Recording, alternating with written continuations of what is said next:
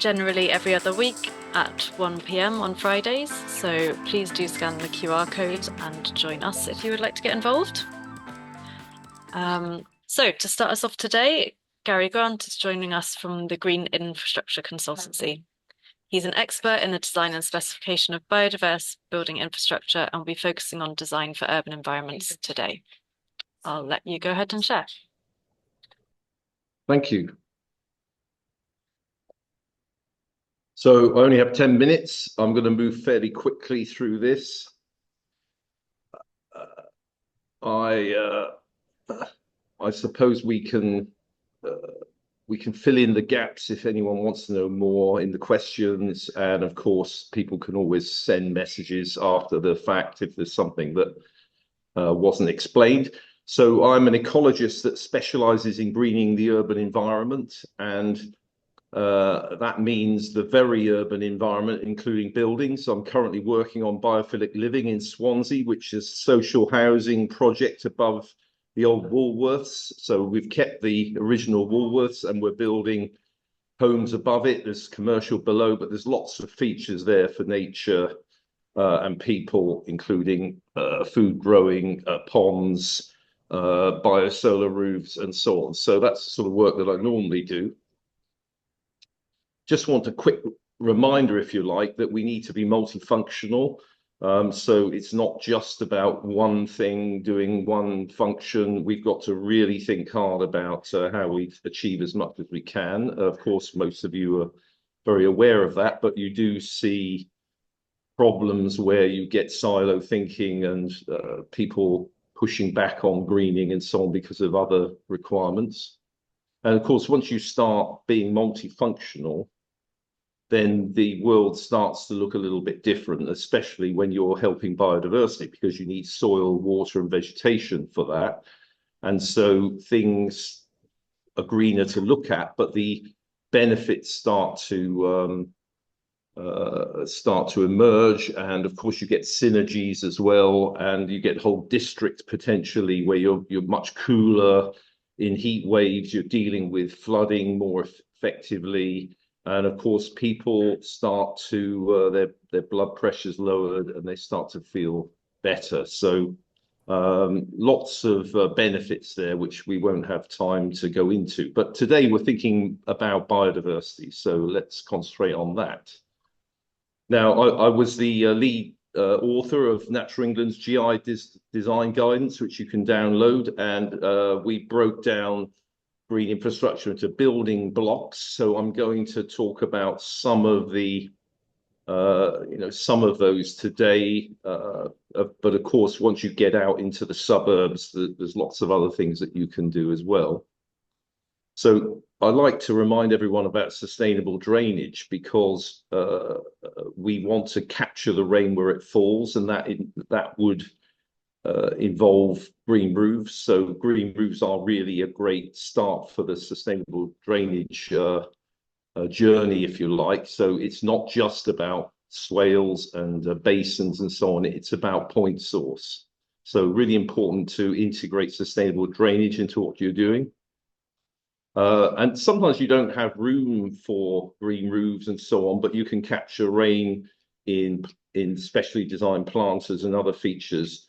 And, Wendy Allen, who does a lot of this kind of thing for schools, she likes to emphasize the educational side of this so that people learn about sustainable drainage by actually seeing where the water goes. But of course, we can plant these features with species that benefit wildlife, either because they're native and they're larval food plants, or because they have documented value for biodiversity. They attract pollinators and so on. The RHS has a list of plants for pollinators, and of course there are lists of native plants as well, which you can use and replace, of course. Now, probably the most important thing you can do on a building to boost biodiversity is to have a green roof. And the biodiversity net gain, the metrics include sedum mats, biodiverse extensive green roofs, and roof gardens or intensive green roofs. Sedum blankets are not biodiverse. They don't soak up the rain. They are to be avoided. And many of them don't even meet the voluntary grow code. So you should never really be using sedum mats. What you want are extensive green roofs which are seeded with drought-tolerant wildflowers and have features. And there's advice out there which you can use as well to help you to do that. And of course, there are variations on this. We like to seed extensive green roofs. Brown roofs where we wait for things to colonize are not really recommended because you get problem wind-borne plants like Canadian fleabane if you're not seeding it and taking control. And we've done some interesting things. So this was a plastic lawn green roof in Swansea, and we switched that over to a beach featured roof because we're right next to the sea there. So it's in winter, not in flower, but it gives you a feel of what we're doing. We're using cockle shells and so on there. So there's a lot of creative things that can be done. Now, I just want to quickly talk about PVs because we're going to get more and more and more of them. The price is going down. Obviously, there's a race to make clean electricity. Now, you can combine extensive green roofs with PVs. They've done that in Switzerland for some time. That's on the left, you can see. And that works really well. The evaporation from the green roofs helps to increase the efficiency of the PVs. But unfortunately, when this is implemented in the UK, it nearly always goes wrong. You get the wrong equipment, the spacing is wrong. The electrical engineers tend to lead, which means that the green roof part doesn't get done properly. So I'm struggling at the moment with a lot of badly interpreted, if you like, biosolar, solar green roofs. And I'm very keen on vertical bifacial biosolar. I think this is the future because this is a prototype, but there's now tidier versions going in. So these are aligned east-west, so they get sun in the morning, sun in the afternoon, and the combined bumps, if you like, in output is very similar to the single bump that you get with south-facing PVs. And the great thing about this is it leaves space for the green roof. You can access it to maintain it. So I think this is probably the future of solar green roofs. And of course, this still counts in terms of habitat and BNG and so on. Now, I want to talk about vertical greening. So this is the Madeira Drive green wall in Brighton, which I've advised on because there's some problems with restoring the wall behind. It's 152 years old. It's a local nature reserve. 120 species have colonized the original planting of Japanese spindle, which is salt tolerant. And it's just an example of a very low maintenance, very sustainable approach, which we can see that it works because it's been there for so long. And it was neglected after about 1985, which is not advisable, but it still works. So that's really the best way of vertical greening is to grow climbing plants onto trellises or wires or directly onto structure. But nowadays we prefer growing it onto trellises. But we can use native species in modular green walls. So this is an example that I did in Swansea, which uses native species. And because of the fire fears and so on, we use aluminium troughs on that one. And so, this one is very educational because people can get up close and have a look.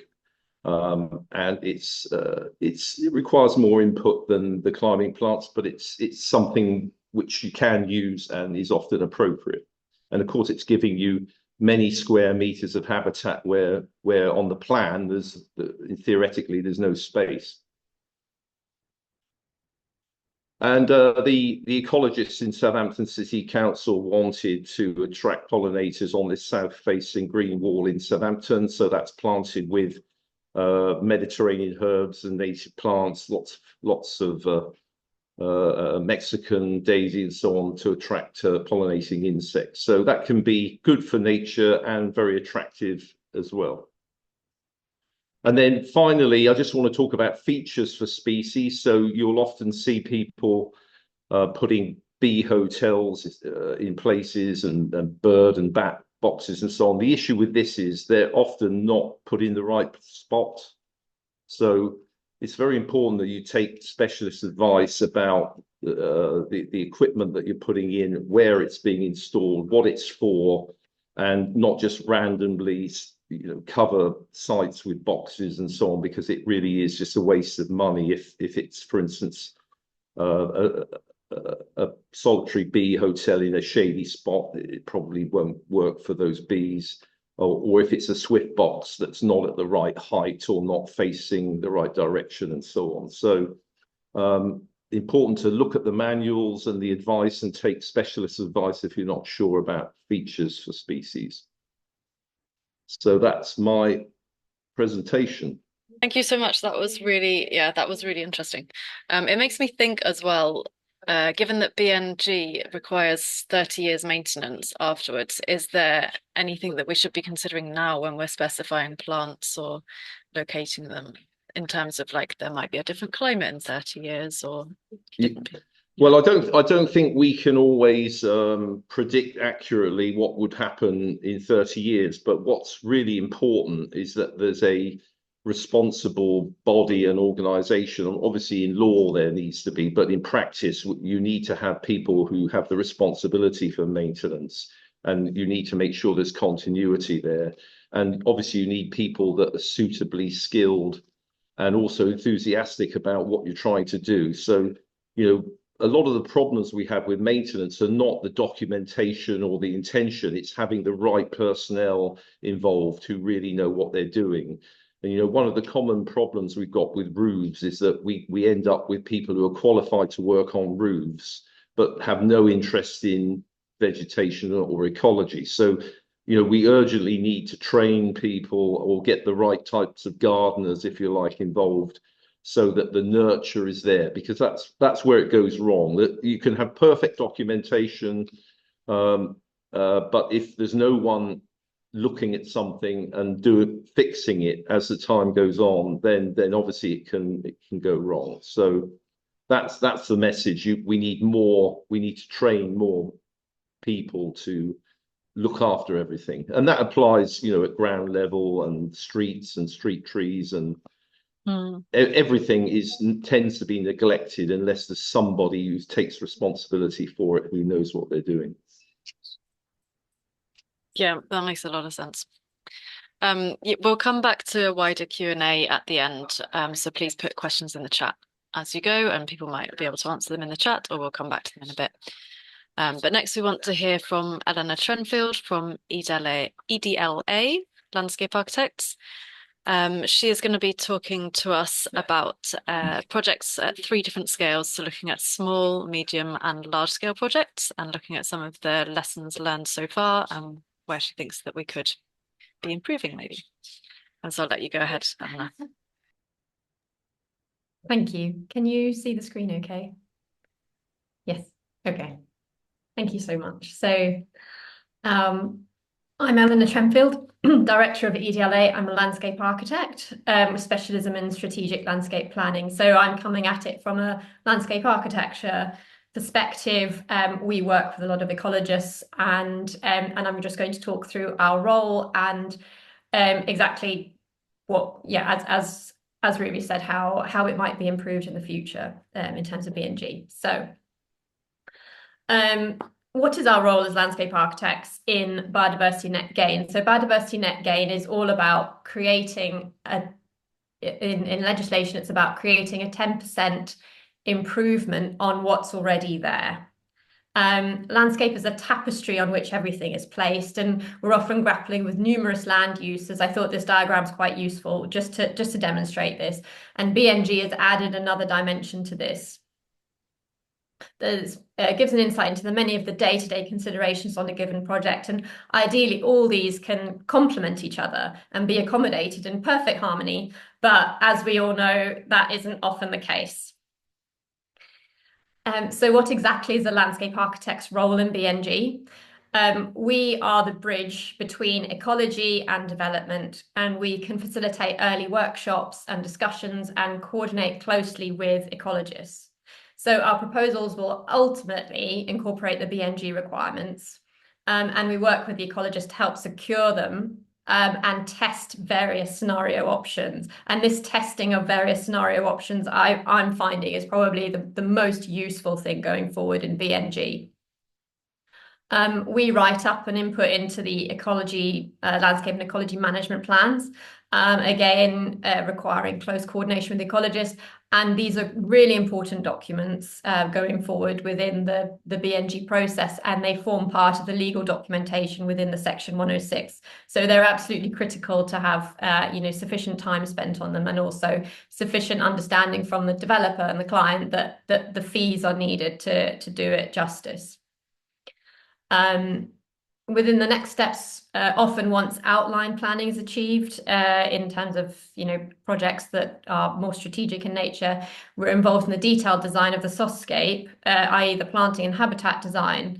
And what we need to be really careful of going forward is that reflects what the BNG calculations have incorporated. If we diverge from the initial proposals and the initial BNG calcs, that may mean that quite a lot of it is no longer relevant and the BNG is not met. So that's just a word of caution if we're going through future phases on a development once you achieve outline.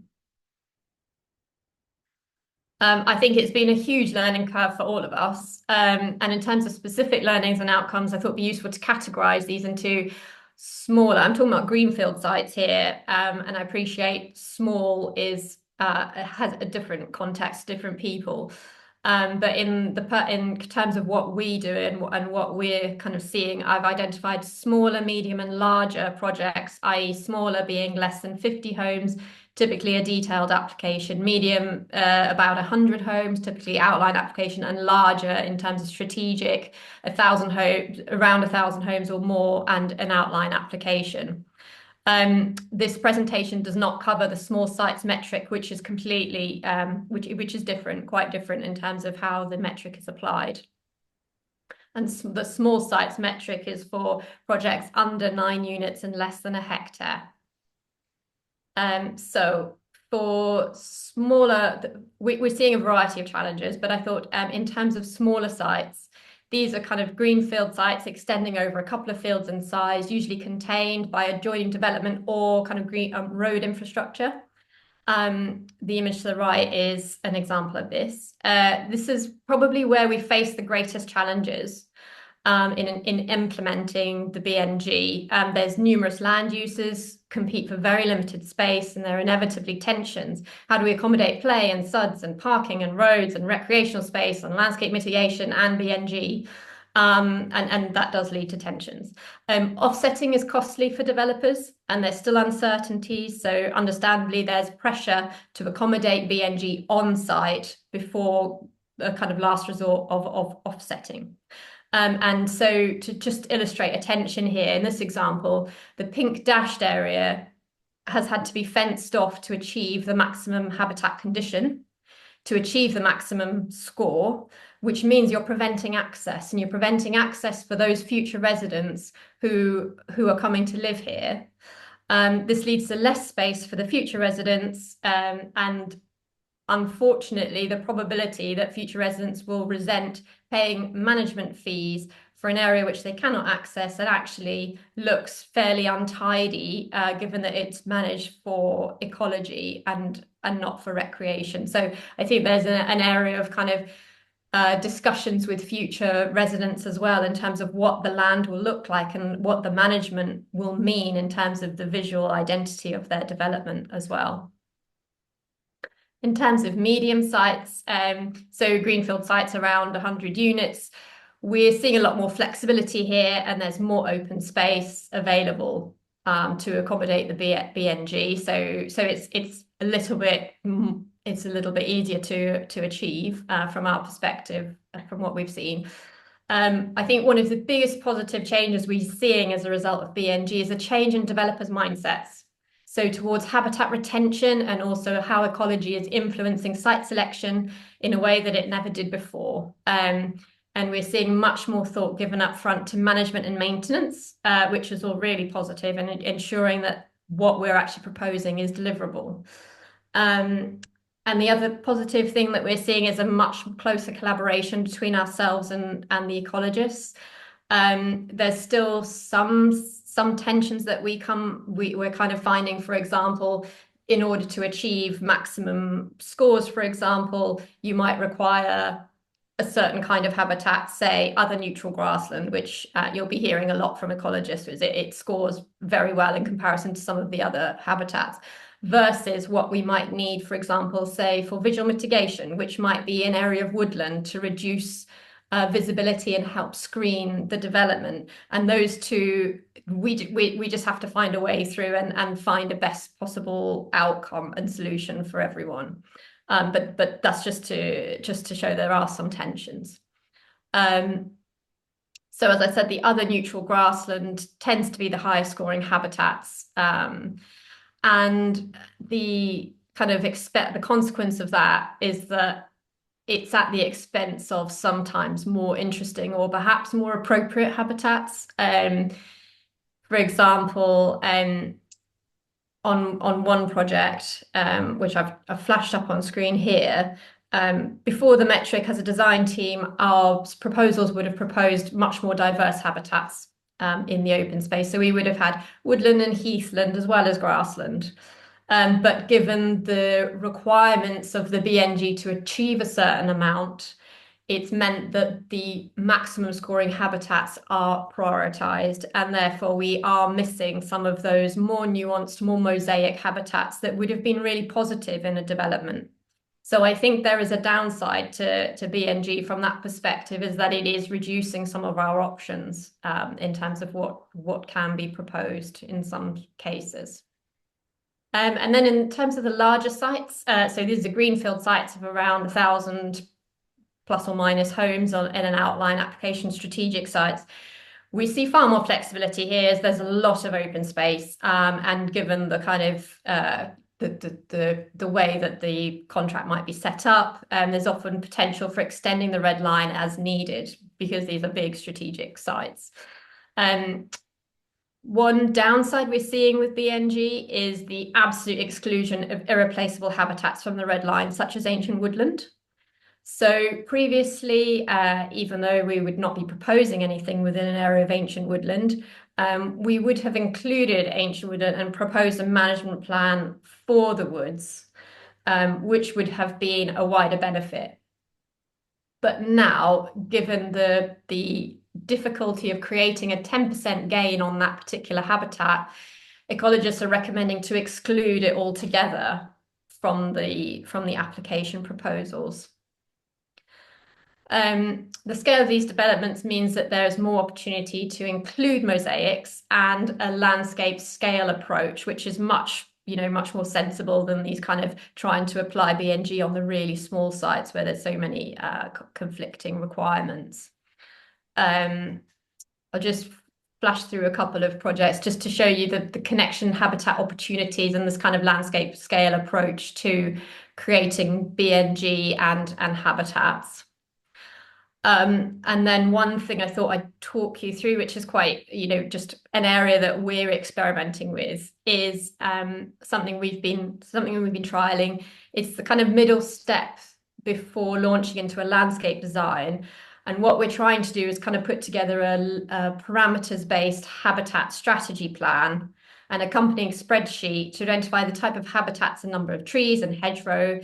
So that the idea being that we can discuss and review this with the ecologist and update as needed before we launch into a landscape design and submission. So it's meant to be a kind of iterative process with the ecologist, before we, to test out habitats, test out scenarios, and then we can edit this rather than editing a landscape design, which would be more fixed and firmed out further down the line. So it's kind of this is early stages work, which should be quite useful. It hasn't worked perfectly yet. I think we need to update, we need to kind of review and think about how we can better support ecologists with this piece of work.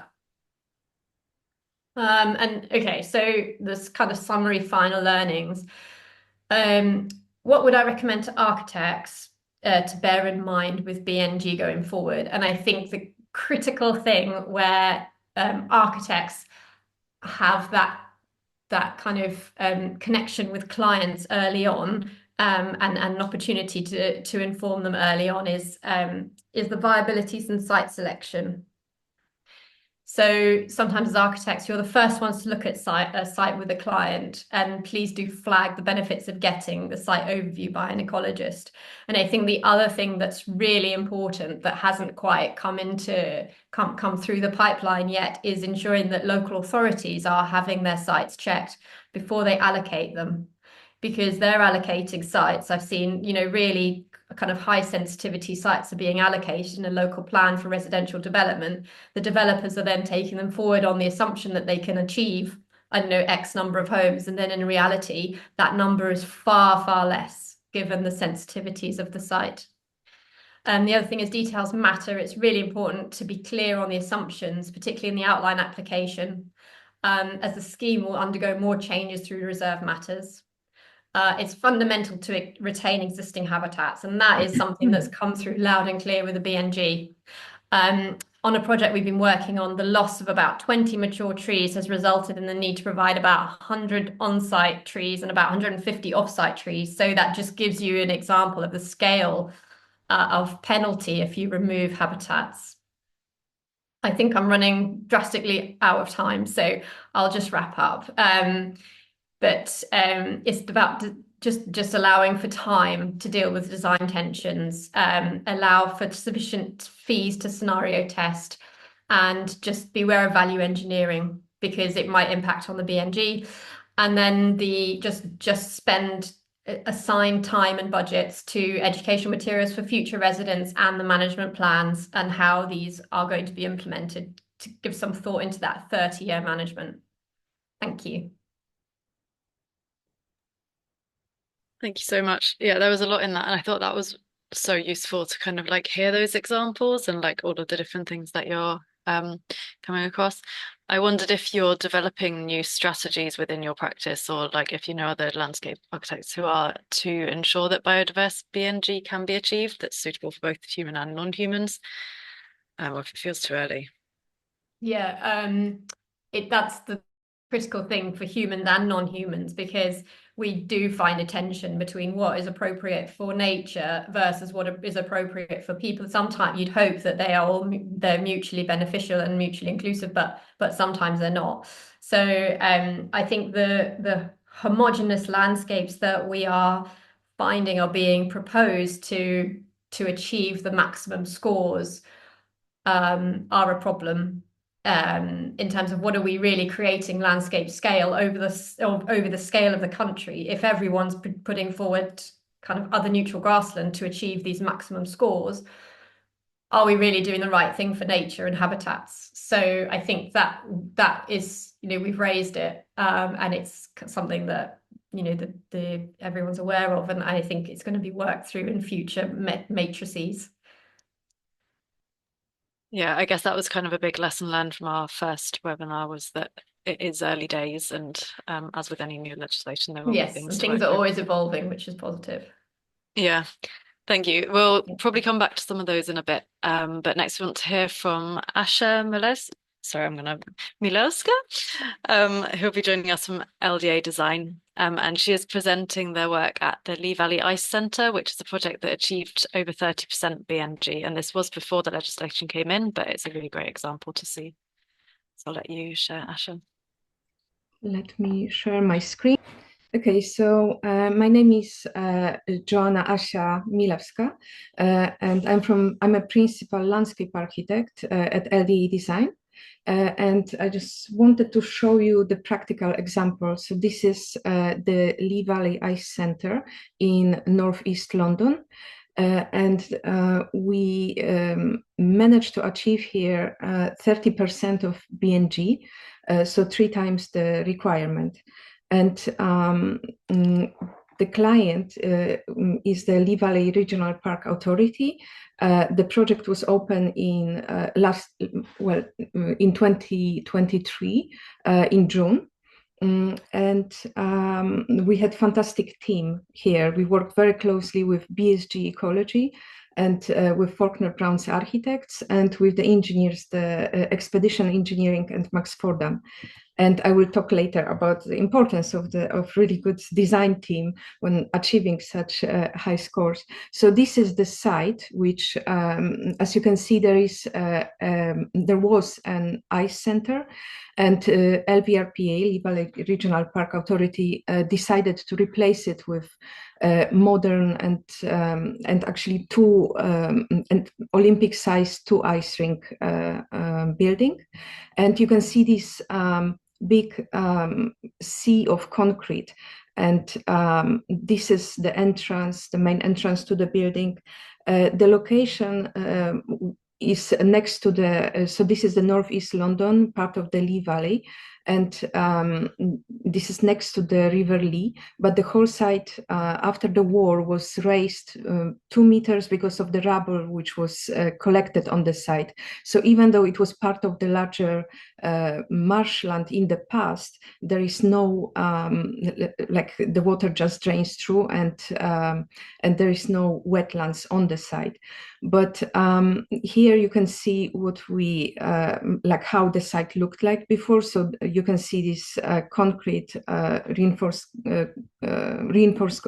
concrete grass, and the plastic one.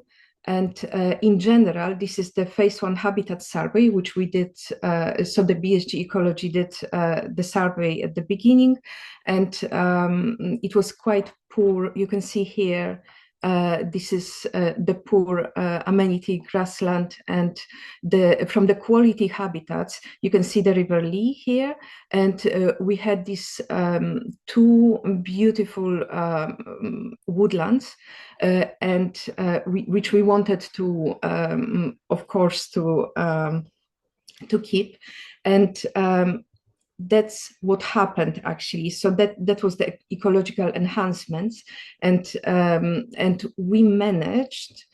So we managed to deliver significant benefits for the natural environment. So we cut down minimal amount of trees, but we managed to plant much more, also including the local cuttings as well of the quite like the rare black poplar, which used to grow on the site. And we created new wetlands and 1 hectare of meadows and the scrubland habitats. And the innovation which we introduced here, and I will talk later about, we managed to recycle the ice melt water from the site. And we connected building with the nature, and we agreed from the beginning that the figure will be of BNG will be quite high. And that was before it was that was before the legislation came into place. So we had a fantastic client and fantastic team who was actually on board, and we collaborated with local community groups as well. And we also made sure that everything, the hard and soft landscape, that it was designed to be sustainable, resilient, and maintenance and management life cycle cost effective. And it is also of the place and character of the surrounding marsh landscape, and ecologically rich and biodiverse, with a focus on locally occurring native species. So not only native species, but actually native species which were local, and with the focus on multi-species design. And I will talk a little bit more about it, because this is what what you were discussing before as well. This is focusing not only on humans, but on other non-human species. And we used the potential which was on to the north of the site. So we wanted to bring the marshland landscape to the front of the building and to the front of the whole development. And this is the master plan. as you can see. And very important, it was the water storage. So that's the innovation which we introduced. So in general, the ice centers are very unsustainable. So there is a lot of wastewater, waste of energy. And what we created here, well, there was, so I will not go into technical details, but we managed to, because we don't have time, you can ask me in the later if you are interested. But from the 2 ice path rings, we are the ice melt water goes through the constructed wetlands, and then it goes into the ponds in front of the building, and then it goes to the River Lee. So we are actually bringing water back to nature. And then we have bioswales, and I will talk about it later in like over next slides. But we also recycle the water within the building, so we are using it as grey water. And here, this is on the master plan. You can see the constructed wetlands and then the front ponds. So the process. So this is how the ice paths look like, and when you have the ice skaters on the ice, every few hours, then the ice needs to be scraped, and the layer, like a very thin layer of the ice, needs to be taken just to make sure that there is the smoothness of the ice. And then these scrapes are being melted within the special pits, and then usually this is the waste. But what we decided to take this ice melt water, and the ice melt water goes through the system of filters, and then it goes into this environment. So this is our also innovation. So together with the Wildfall and Wetland Trust, we created the list of species which are clearing the water. And yeah, so you can see this is the early stages of building the constructed wetland, and we planted it with these species. There is a 1.2 meter of the gravel, which is also clearing the water, and this is how it looks nowish. I mean, in the summer. And then this is another view, so you can see how with time, this is just 1 year, and how it grew and how enriched it is already. And then the water goes into the front of the building and from the constructed wetlands. And these are the ponds. So that was our design stage. And here you can see the ponds when they were constructed. And that's how it looks now, and well, in the summer. And this is important to mention here, because that's what we, from the beginning, we were focusing on making sure that, for example, thinking about other species, non-human species, we wanted the banks of these ponds to make accessible for small mammals to drink water and to use them also, not only by humans, but also by other species. So here you can see also the educational level, because the kids who are coming to ice skate, they can see actually the water which they were ice skating on. They can see how different stages of water. So it is already, the project is being used by local schools, and this is also how it looks now. And then the bioswales here. So what we did, we decided to recycle the existing car park. We shrunk it, we made it smaller, and then we broke it, creating holes within the existing concrete. And the bioswales are collecting water. So you can see here, they are collecting water from the surface of the car park, and then it's being filtered and captured as well. So it's all about the importance of capturing and harnessing the water on site. for the benefits of the biodiversity, and also bringing back this old marshland landscape to the site and using what we have. So we created this like unstable, unsustainable, what it used to be ice center. We actually made it sustainable. So here you can see the whole the River Lee, and then the system, how it works. At the back we have the constructed wetland, and here in front the ponds and the bioswales. And then the other interventions. So we did the cycle shelters. So that's what Gary was talking about, the importance of not sedum, but the biodiverse green roofs. So we made sure that that we are using the local species as well and native. And then you can see the incorporated insect hotels. And then within the facades, like with the architects, we decided that the building will be part of the landscape. So it will be part of it will be like almost part of the living landscape. So the gabion walls around the building, they have incorporated bud boxes and swift boxes. And again, what Gary was talking about, the importance of putting them on the at least 8 meters above the ground level. And then the incorporation of native climbing plants.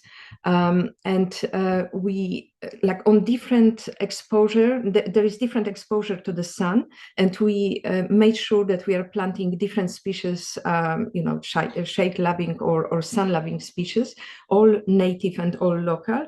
And we can already observe that there are some lichens and mosses which are developing. So there is the whole habitat which is being developed depending on the site exposure. We are also irrigating these plants by the ice melt water, but we are making sure that they are being established, and then we can switch off the system, so then it will be maintenance free almost. And then the importance of, you can see here this row of large trees. So importance of keeping the trees on site. So here you can see one of the crack willows, which we kept on site. And on this particular one, we have roosting buds, and this is again creating spaces for non-humans, and we created wildflower meadow underneath, and we made sure that crack willow. I mean, these are quite old crack willows, and the client and the team were thinking about cutting them down because they potentially dangerous because of the falling branches. But instead, I mean, it's also changing the perception of people thinking about decay and death, because actually decaying wood is very good for wildlife, for habitat creation. So instead of removing it from site, we actually kept it on site, and we made sure that the site is safe for people, but it's also very beneficial for wildlife. And we created a lot of wildflower meadows and the habitat mosaic here. And this is the site which, from the beginning of my presentation, you could see this reinforced, the grass grid and the very poor amenity grassland. So this is now how it looks like. And from the successes, I mean, the project received the London in Bloom Awards and for the best biodiversity and innovation, and the World Forest Design Award for best landscape. But these are the awards, but the real success is that the Bumblebee Conservation Trust, when they were doing a workshop, they discovered that just in front of the building, there were two very rare species of bumblebees, so the moss-carder bee and brown-banded bee. And we, like, few months only after the opening ice center, people discovered that grass snakes were hiding within the gabion walls. We had otters surveying the riverbanks of River Lee. So we installed the otter hold. Well, the LVRPA, Lee Valley Regional Park Authority, installed the otter hold, but we had this during our design process. We were thinking also about creating the landscape for different species, and otter was one of them. So by bringing water, clean water from the ice center to the River Lee, we are oxygenating the water and making the habitat much better for different species, water voles, otters, and different fish species. And talking about different non-human species, also we cannot forget about humans. So this is about the permeability of the building as well. So the building, obviously, it's used by local schools, by different users who are using the ice, but also there is a cafe, and local community is using the cafe, and also on their walks, people with dogs can get the cafe from the outside, or just stay next to the water and enjoy the space. And actually, from initial, because we had local groups which were initially opposing the project, now we are getting a beautiful feedback, and it seems that they love it. So this is also a huge success. So that's it. I hope that was I managed to hit 10 minutes time. Thank you so much. It's such a beautiful project, and I think it's a really good example of really integrating it into the concept. We are pretty short on time, so I might just move on to general questions if that's okay with everyone. And I know that some people have been answering them directly in the chat, so feel free to keep doing those if they're more specific. But as a more general question, wondered what everyone thought was like the biggest success that they've had since the policy was adopted. Should I start maybe with Asha, being as we skipped your progress? Mm-hmm. So I think the biggest success is what I mentioned already, that the local community is so which we managed to change the way how they look at the project. So from the initial skepticism, like initial opposition, now like it seems that everybody loves it, and I think this is the greatest success. And also that they love the biodiversity, these different aesthetics as well. So changing this perception, yeah. So yeah, I think that's the best, the success. Mm-hmm. Eleanor or Gary? I think just generally, it's been a huge mindset shift, which I think has been the most successful and game-changing thing about biodiversity net gain. So now developers are no longer kind of disregarding habitats that exist. They are taking them as probably the most important thing on the site and then working from there, which is a huge change from, I don't know, a few years ago, before BNG was kind of in place or practicing it. Gary, have you seen anything in particular that? I've been working on the refurbishment of Grosvenor Square in the West End. That just got planning permission in the last few weeks, and that has biodiversity net gain because of improvements in the quality of the landscape. So the existing condition is a series of London plane trees with very poor, species poor amenity grassland underneath. So the plan is to keep grassland in the centre, but that will be species-rich lawn with lots of little low-growing wildflowers in it. But the main change will be underplanting of all of the trees to create more structure and diversity. And so there's net gain just through improving the planting. So that's something else to bear in mind, is the quality of what comes after the development, as well as the areas which are obviously important as well. Yeah, that will make sense.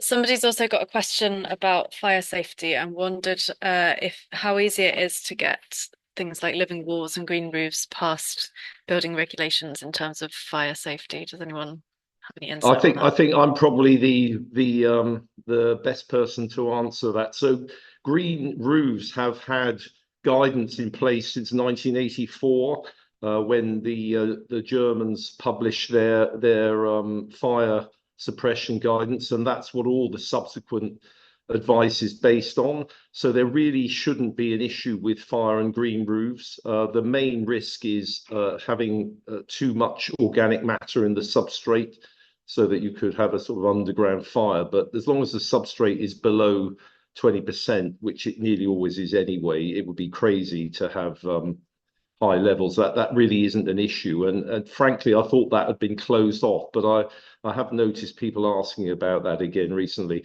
With green walls, it's a bit more tricky because there are plastics in some of the products which could be tricky for firefighters if they melted. But of course, the main and the government's been very poor in the UK because the guidance just wasn't updated for a long time. So we're looking forward to that. But we can use metal instead of plastic, and of course the main mitigation with walls, green walls, is that if they're irrigated, that is actually a good way of suppressing fire. So yeah, we haven't got time. I mean, there would need to be a whole seminar on fire and green walls. So, and of course there are some situations where it's forbidden now. But yes, it can be a little bit tricky. But it's not been stopped altogether. A lot of projects with green walls, people have abandoned them just out of fear of navigating it. But it can be done, depends on the situation, not high-rise residential, but commercial and so on can be done. And of course, climbing plants on metal mesh is not really a fire hazard in any case. But yeah, trickier with walls. Roofs shouldn't be a problem. Thanks. Yeah, that's super interesting. I guess, yeah, something that has, like everything else when it relates to fire, has to be really specific and gone through with the full team. And then, yeah, I thought just to end from everybody, what we want to talk about in our next webinar will be beyond BNG. So maybe thinking about what could develop out of this, thinking about environmental net gain or anything kind of related to biodiversity that's not covered by this. So I wondered if anyone has any thoughts on how they would like to see this policy developed in future or adjacent. Yes, I think there is a lot of specific things which I think Eleanor was talking about, like using the like, for example, when we want to create more biodiverse habitats, and now they are not scored like high enough. So I think it's just going into detail, seeing how it works at the moment, because it's still early stages of BNG, and then just working with it, like improving all the time. And yeah, I hope that in the future we will be able to, we will have more support, and we will be able to create more habitats, like richer habitats than just wildflower meadows, which score quite high. Thank you. Elena, anything else, like, and yeah, also thinking about things that might not fall into like biodiversity net gain, but may also be great for ecology and or landscape. Potentially, I think what's been really excellent from BNG from our perspective as well is we've set up some kind of focused working groups with ecologists and other natural environment professionals. We've been having roundtables with them, and we've been putting forward recommendations to Natural England and DEFRA on the metric. So I think there's it's on our website if you want to download it and take a look, but there's quite specific improvements that we as a group of environmental professionals have identified, and we have, yeah, Natural England have acknowledged it and are looking at it. So that's really positive, but there's very specific things that are quite kind of metric focused. But I think it's, the great thing is that we all understand it's a work in progress and it's evolving. So there is opportunity to input and to improve it. And we are the people that are testing it, aren't we? Particularly ecologists. So when you do see anomalies or whatever, send in your comments, because I think they are all being monitored and accommodated within the, or they're looking at the future iterations. So I think it's all really positive and loads of opportunity for us to inform the metric as well. That's really nice to hear. Yeah, I think there's been quite a lot of concerns about like, will things be listened to, which it obviously comes from like an understandable place. But yeah, that's really good to hear that it's been listened to. Yeah, what about you, from your perspective, Gary? Like, what else do you think would be supportive of habitat generation and better ecological spaces? Well, I do agree with what's been said about the problems of design being driven from spreadsheets. It really is proving to be difficult. I think it's better for the landscape architects to decide what is the best landscape, and then we make it as biodiverse as we can. So it shouldn't be that you choose landscapes from a spreadsheet according to the highest score. There will be other ways of achieving net gain by, as I say, making whatever the landscape is more biodiverse, and we've shown that through Grosvenor Square. Otherwise, Grosvenor Square would be a patchwork of high scoring habitats that are in the metric. That's not the way to design. So keep your nerve, make a good design, and then work to maximize the biodiversity benefit. The other thing that we need to do is to make sure we vegetate roofs, or at least the very least have PVs on them, or perhaps both, because we're wasting huge areas by having grey roofs, and we really need to get a grip on this and to stop people putting up grey roofs. The time's past where we just can't afford to waste the space anymore. We've got to hold water on there, and we've got to make space for nature on buildings. Yeah, sounds like a good place to wrap up. Thank you so much, everyone, for your time. It was so nice to see those case studies and hear things being put into action. Anyone who's on the call, please do scan the QR code, which is here, and feel free to join the WhatsApp community. It's a great place to meet other like-minded people, and we meet every other Friday. It'd be great to have people join us, and we'll be doing the third part of this series in a few weeks' time in December. We'll be looking more at this topic of beyond BNG and what might complement that. Thanks so much for joining. Bye. Thank you.